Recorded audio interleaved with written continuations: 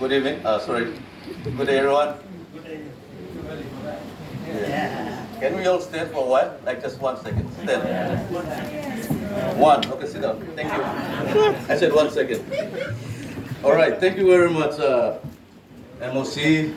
I don't need to acknowledge. I think they've been on the Leonard friends and participants. Thank you very much for giving us this opportunity. We'll be doing a group presentation. Basically, I'll basically go through just a general committal process, and my friend Magistrate Leonard Mesmin will go through the statistics. I think everyone should know the statistics in East Britain, and our senior Prince of Magistrate will basically go through the challenges to be faced during the conduct of the committal process. Now, before I begin, I just want to remind us that in district courts, there's a mode of commencement of proceedings. In criminal matters, the proceedings are instituted by way of information. And I think we should have that at the back of our mind. And it is just like national court, we have indictments. Okay, in the district court, pursuant to section 28 of the District Court Act, talks about commencement of proceedings. So any criminal matters, you have to come by way of information. That is a very important document. When the arrest is made, information must be laid. And that's where the committal proceedings takes course. That's why it's important that the information must be pleaded, the charge must be pleaded well, relevant provision, correct provision must be inserted, and a correct law must be inserted as per section 28, commencement of proceedings. So I just want to point out that Leonard friends and counsels, senior counsels, prosecutors, we should have that at the back. We must remind ourselves. I think this workshop is about reminding ourselves and correcting it. And if we fail to do so, let's correct it. All right. Also, I just want to put on record, if someone don't know, district court is created by statute, as we all know, but we have almost 17 or 16 jurisdictions that a magistrate sits to. So committal proceedings is one of those many jurisdictions. We sit in family court, civil court, land matters, coroners, principal magistrates sit in grade 5 courts, both Schedule 2 offense as well as civil 10,000 Guinea cases. So we've got so many jurisdictions in the district courts. And I think that information we may know or we may not know, but I think we should know this. And that's how much our magistrates carry on our shoulders. I'm not complaining, but I think that's a fact. So we should know that, matter of fact. All right, coming back to the process of committal proceedings. Slide. Yes. All right. Our aim for purpose of today's workshop, as we discussed, is to strengthen and reaffirming the integrity of the committal process in the district court. That's what we want to get out of it from today. I mean, after today's workshop and sharing of ideas. We make sure to learn from you guys, the criticisms, the comments, so that we try to strengthen and reaffirm the integrity of the committal process. So that's our aim of this presentation. Now, the functions of the committal court is captured under Part 6 of the District Court Act. Part 6 basically talks about the committal process, from beginning to the end, to committals or discharge.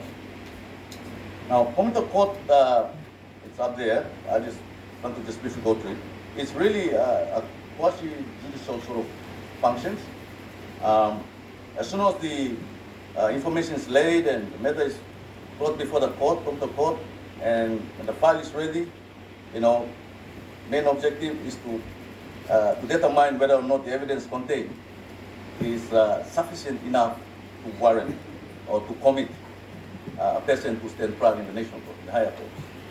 So this is basically the key or main functions to ensure that the evidence are sufficient to reflect the elements of offense, then we commit.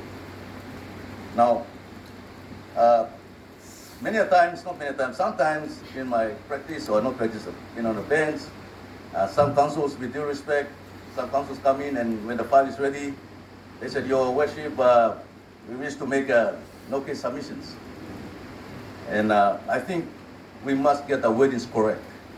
In Committal Court, there's no such thing as no case submissions. It should be submission of insufficiency of evidence. So, with learned councils, it happens. It happens. Without realizing it, some councils just come and say, Your Worship, we wish to make a submission on no case, and I think it's something to do with putting up a proper case, probably during the trial program. So have that in mind.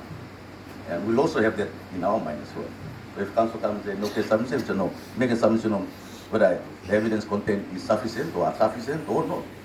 Okay. So probably the wording must be corrected. Yes. As we said, small things make a big difference. All right, next.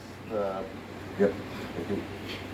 Committal hearing, we've tried to establish, it will be a flash drive, but there's case authorities, numerous case authorities have discussed, expounded, emphasized, so on and so forth about committal process. Okay, we don't need to go detail in that, but I'm sure we have police officers, we have CS officers there, we've got other laymen and lay people in the conference now that you must understand that MOSM inquiry, MOSM will go find out. Okay, belong go na look and trying to be a trial court, trial judge, trial magistrate. Really, it's to inquire into the look at the weight of the evidence and see whether all good reflect the elements of the offense.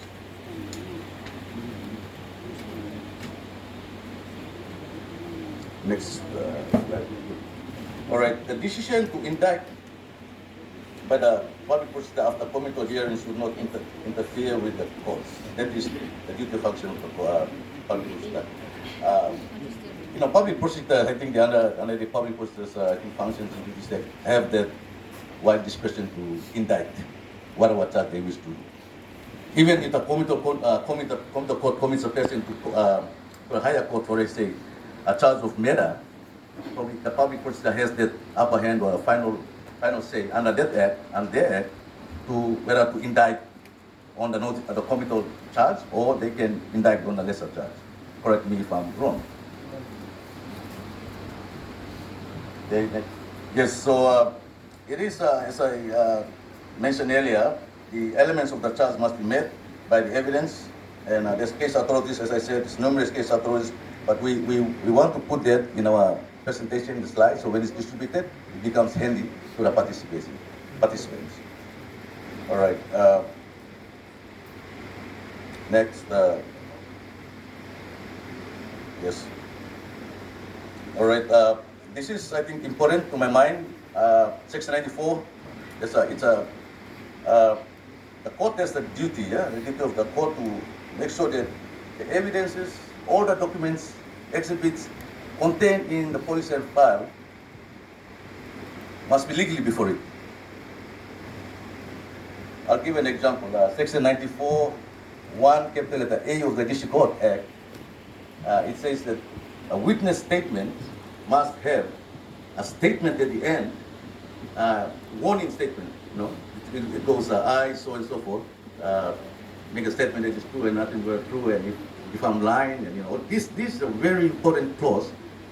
By law, Section 94, 1, capital A of the District Court says that it's a mandatory requirement that that clause must be in all witness statements. Sometimes we miss out on that.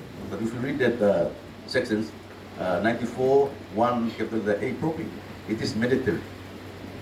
If it's not in there, I don't know, we would consider that evidence, that witness statement. So that's basically what section, all the mandatory requirement, the processes, the procedural law, I would say, must be complied with to ensure that everything in the police and the brief is legally before the court, for the court to conduct the inquiry. All right, you next. Now, the standard of proof in committal proceedings is one that is to form a bona fide opinion, in a good faith view, that to decide, and this is a case that it's quite a low, 1960 cases, but it says that to decide that the evidence offered by the prosecution in committal proceedings is sufficient to put the defendant on trial.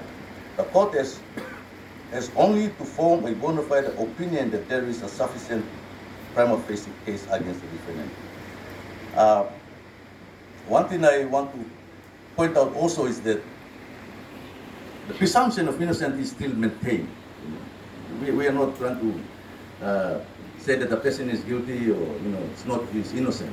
That is committal process. It's just inquiring and ensuring that all the required witness statements and so on and so forth comply with the procedural law well before the court, and then we do our part by assessing.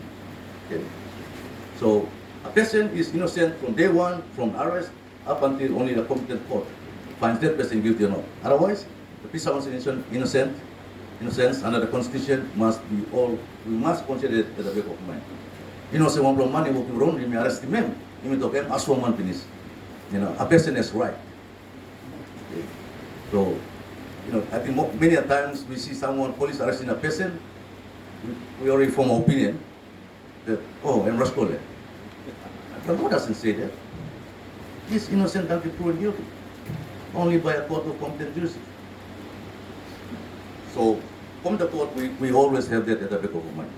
Presumption of innocence. The measure of bona fide standard is less than a trial standard, as I said, which is obviously beyond reasonable doubt. Now, I might be going too fast, but I want to be straight to the point, sharp, that we know what's the purpose or functions of the committal court.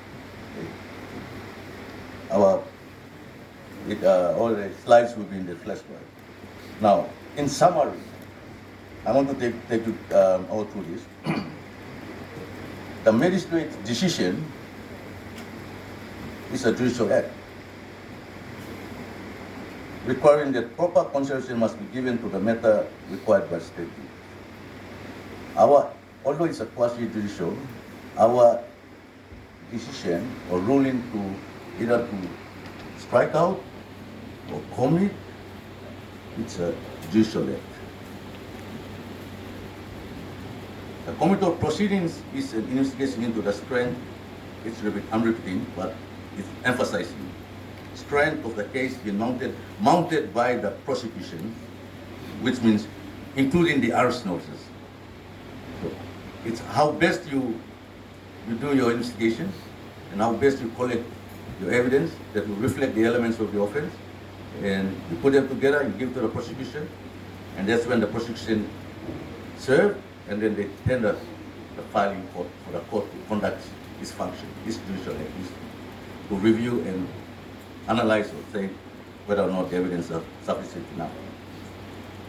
Committal proceedings do not determine, as I said, innocence or guilt of the defendant. So that's Supreme Court review there, number 37 of 2005. We still have to maintain the presumption of innocence. The committal court is not required to weigh the evidence for its credibility, as it does not have the jurisdiction to determine the guilt in the circumstances, and it can only form its mind whether a prima facie case from the evidence gathered does exist, and that's provided for by Section 95. And also we have a magistrate manual that it also governs the magistrate's manual. If you go to Beckley, you go down there, you see magistrate's manual. Sometimes some lawyers, when we're lawyering, we forget about district court and we talk about national court proceedings, and we forget about the magistrate until our clients come and face us and say, I'm charged and I'm appearing before district court.